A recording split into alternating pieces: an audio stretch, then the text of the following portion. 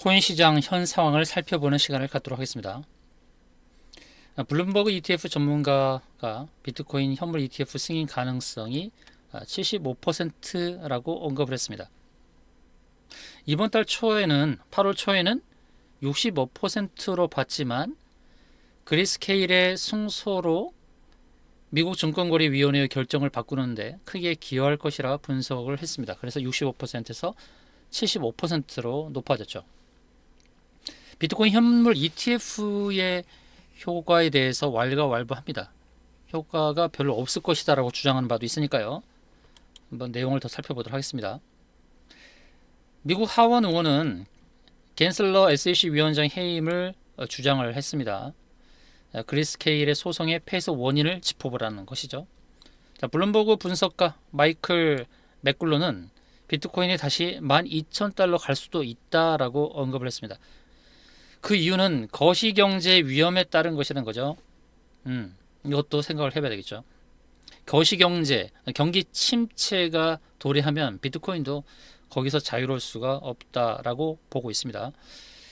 미국 연준, 긴축이 비트코인의 큰 하락을 유발할 것이라고 분석을 했습니다. 거시경제의 위험으로 인한 연준의 지속되는 긴축은 위험자산의 가격 하락에 직격탄이 될 것이다. 그래서 12,000달러까지 추락할 수 있다고 보는 거죠. 자, 긴축은 결국 긴축은 유동성을 회수하는 겁니다. 근데 지금 상황에서 유동성을 회수하기가 그렇게 또 만만치가 않습니다. 어떻게 보면 또 유동성 공급을 해야 되는 모멘텀이 주어질 수도 있습니다. 그 유동성 공급의 모멘텀에 대해서도 제가 다뤄보도록 하겠습니다. 그래서 이 마이클 맥굴런 블룸버그 인텔리전스 수석 전략가가 경기 침체에 대한 언급을 해서 긴축으로 인한 경기 침체가 있을 수 있다고 언급한 것이 100% 맞는 부분은 아닐 수도 있습니다. 어느 부분에서는 유동성 공급이 나타날 수 있는 분명한 모멘텀이 있는데 그것을 추적해서 알려드리도록 하겠습니다. 이런 내용들이 나왔고요. 사실 12,000달러까지 간다고 해도 장기 투자 입장에서는 크게 요동할 필요가 없습니다. 장기 투자자들은 지금 존버를 하고 있죠. 최근에 비트코인의 장기 횡보 그리고 하락 이런 상황에도 요지부동입니다. 3년 이상 비활성화 물량이 전체 공급량의 40%, 장기 투자하는 분들이 전혀 움직이지 않고 있다는 것이죠. 던질 사람은 이미 던졌고 장기 투자하는 사람들은 그냥 존버하고 있는 그런 흐름이다라고 볼 수 있죠. 약세장에서도 장기 보유자들이 비트코인을 3년 이상 보유하고 있는 것은 큰 자신감을 나타내며 비트코인을 향한 긍정적인 분위기를 뜻한다는 것입니다. 시장의 감도는 지배적인 낙관주의는 시장의 회복을 암시한다라고도 볼 수 있겠죠. 장기 투자자들은 계속해서 긍정적으로 보고 있다. 캐시 우드는 암호화폐 시총이 2030년도까지 21배 증가한 25조 달러를 기록할 것이다 라고 주장하고 있고 비트코인은 65만 달러 이상을 예측을 하고 있습니다. 캐시 우드 ARK 인베스트 CEO는 7년 이내에 2030년이죠. 암호화폐 전체 시가총액이 2100% 이상 증가한 25조 달러에 달할 것이다 라고 전망을 했습니다. 그리고 이 사람은 비트코인 상장지수 펀드 ETF가 승인되면 기관 자금이 홍수처럼 쏟아져 들어올 것이라고 말했습니다. 그래서 지금 시점도 투자해도 괜찮다고 보는 것이죠. 장기 투자 관점에서 본다 그러면 2030년도에 비트코인 가격이 65만 달러가 될 것이다 라고 전망을 하고 있으니 장기 투자는 그냥 보유하셔도 큰 이익을 거둘 수가 있을 것이다. 저는 그렇게 보고 있습니다. 아까 맥클론이 3만 달러에서 12,000달러가 될 수 있다라고 했는데 글쎄요. 한번 차트를 보도록 할까요? 지난 비트코인이 급락했던 시점 8월 중순 시점이죠. 8월 중순의 그 급락 시점을 딛고 올랐습니다. 자, 그리스케일의 그리스케일의 승소죠. 그리스케일의 승소와 관련해서 비트코인이 급등을 했고 이틀 동안 조정을 보이고 있는 이런 흐름이죠. 자, 여기서 우리가 유념해야 될 것은 무엇입니까? 과연 여기서 어떠한 변동성을 보이는지 그 상황을 우리가 주시를 해야 되죠. 볼린저 밴드를 한번 추가를 해볼까요? 자, 볼린저 밴드를 한번 추가를 해보겠습니다. 지표 볼린저 밴드를 추가했을 때 이런 흐름을 보여주죠. 확산이 되고 있는 이런 패턴을 보여주고 있습니다. 딱 중간에 있죠. 중간 자리에 딱 있는 겁니다. 지금 여기서 위로 가면 이제 고름층 상단을 벗어나는 것이고, 아래로 가면 전저점을 깨고 또 무너져 가는 거죠. 여기서 중요하게 체크해야 될 게 뭐냐면 다이버전스라는 겁니다. 혹시 들어보셨나요? 다이버전스. 주가나 지수가 상승 기조일 때, 다른 보조 지표가 하락을 하게 되면 곧 주가나 주가 지수가 하락을 할 수도 있는 그런 것이 이제 하락 다이버전스가 되는 것이고, 반대로 보면 상승 다이버전스입니다. 주가나 주가 지수가 하락을 하고 있는데 보조 지표가 상승을 하게 되면 곧 주가나 주가 지수가 상승하게 되는 상승 다이버전스가 있죠. 그럼 다이버전스로 한번 보도록 하죠. 비트코인이 지난번에 급락을 했을 때의 전저점을 살짝 깨거나 전저점 근처에 왔죠. 정확해 볼까요? 자, 이때가 얼마였습니까? 그리고 이때 급락을 했을 때 상황들 다 봐야 되겠죠. 자, 25203 그리고 24887, 그러니까 지금 거의 전저점 근처까지 왔단 말이죠. 그런데 CCI는 어떤 흐름을 보여줬죠? CCI가 바로 이 자리입니다. 이 자리, 그리고 이렇게 CCI가 굉장히 깊은 하락을 나타냈어요.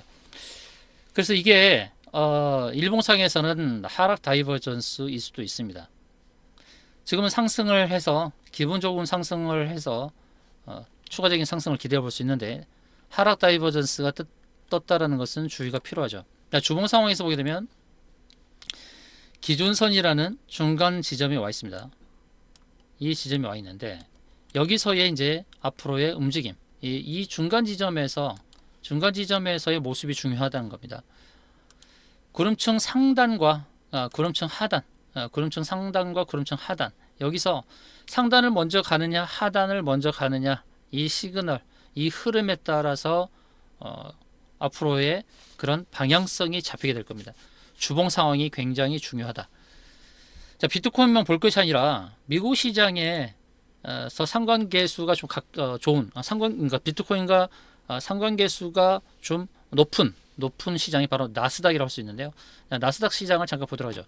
자, 일봉 상황을 보고 있습니다. 자, 일봉 상황을 보게 되면 구름층 상단까지 왔죠. 일본 균형표의 구름층 상단까지 왔습니다. 여기서의 움직임이 이제 중요하다라고 할 수 있는데, CCI를 보게 되면 CCI가 전의 고점보다는 좀 높아지지 않았습니다. 그래서 지금 나스닥 이 일봉 차트에서 전에 갔던 CCI 고점을 넘어서면서 지수는 전 고점을 넘어서지 않은 상황에서 CCI 전 고점을 넘어서게 되면 이제 상승 다이버전스가 나오는 겁니다.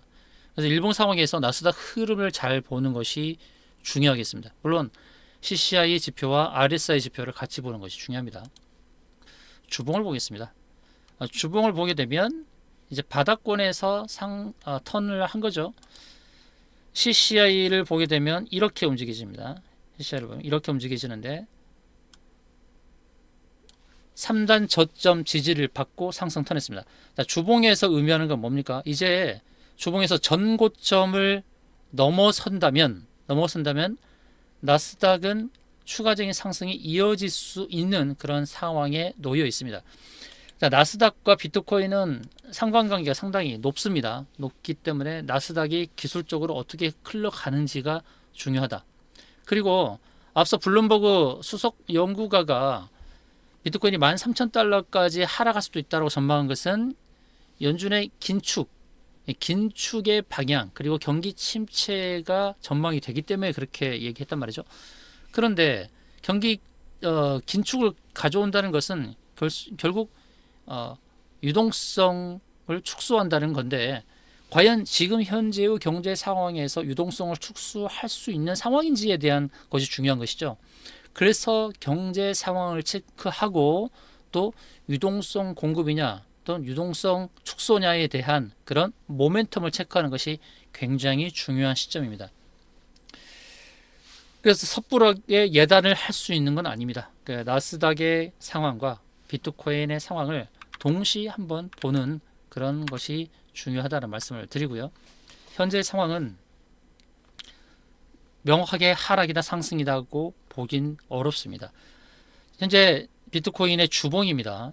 나스닥은 일봉 상황에서 일목균형표 구름층 상단까지 도달했고, 비트코인이 이 일목균형표의 구름층 상단에 도달하는 그런 흐름이 나타난다면 안심하셔도 될 겁니다. 그러나 다시 구름층 하단 자리를 도전하게 되면 하단 자리에서 지지받기가 어려울 수가 있습니다. 그러므로 지금 딱 중심선에 있는 비트코인 주봉에서 딱 중심선에 있는 이 자리에서 방향성이 굉장히 중요하다는 말씀을 드리겠습니다. 이 채널 고정하시고요. 기술적인 흐름을 제가 꼭 짚어드리도록 하겠습니다.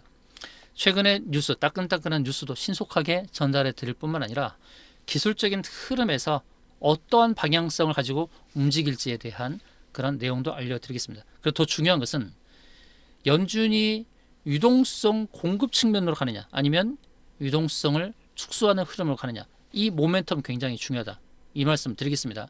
이 세 가지 포인트에 주안점을 두고 앞으로 대응하면 되겠습니다. 이 영상이 마음에 드셨으면 좋아요, 구독 눌러주시면 고맙겠습니다. 영상 마치도록 하겠습니다. 감사합니다.